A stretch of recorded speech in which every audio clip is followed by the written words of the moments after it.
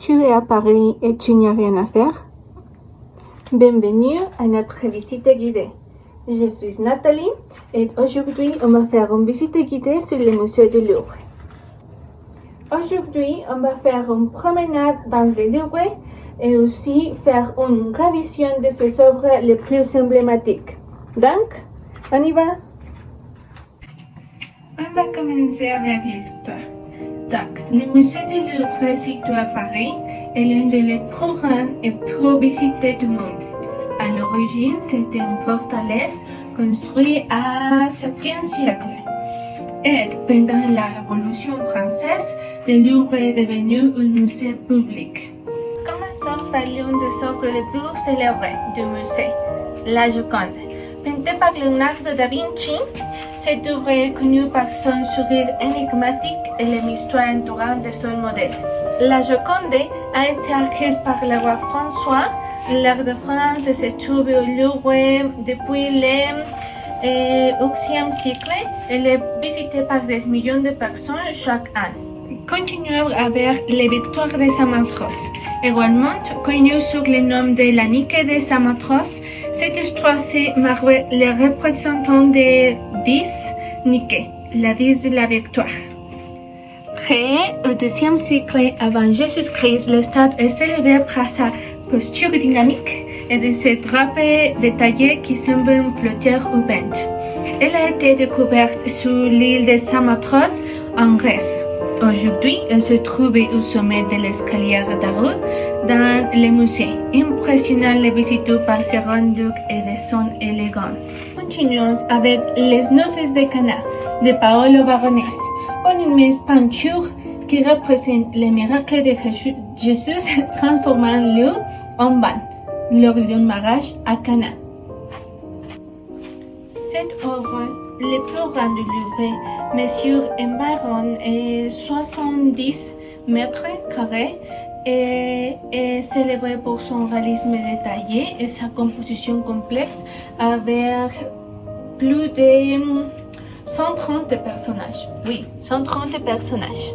Une autre chose intéressante sur cette œuvre, c'est qu'elle se trouve dans la salle des états en face de la Joconde et d'une des œuvres les plus admirées du musée. Donc, c'est tout pour moi. On va voir les visites guidées de mon camarade Javier. Bonjour à tous, bienvenue dans cette partie du musée. Je suis Javier et je vais vous donner des informations très importantes sur certaines œuvres. Allons-y!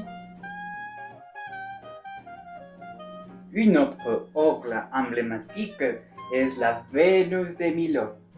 Cette sculpture de la Grèce antique, créée entre 130 et 100 avant Jésus-Christ, représente Aphrodite, la déesse de l'amour et de la vie.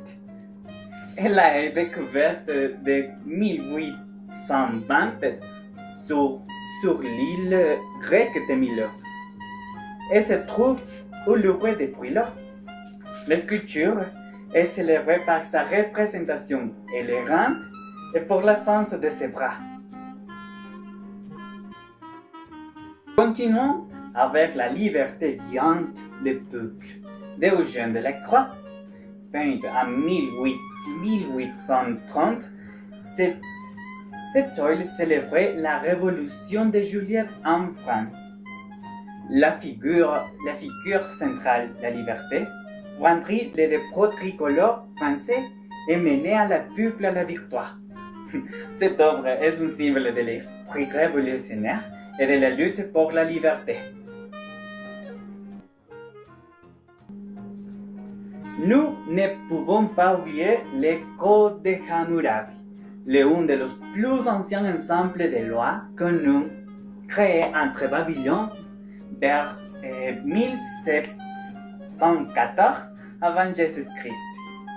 Ce monument de basalte contient une série de lois et de règles qui régissent des aspects de la vie quotidienne dans l'ancienne Mésopotamie. Nous espérons que vous avez apprécié cette brève visite guidée du musée du Louvre.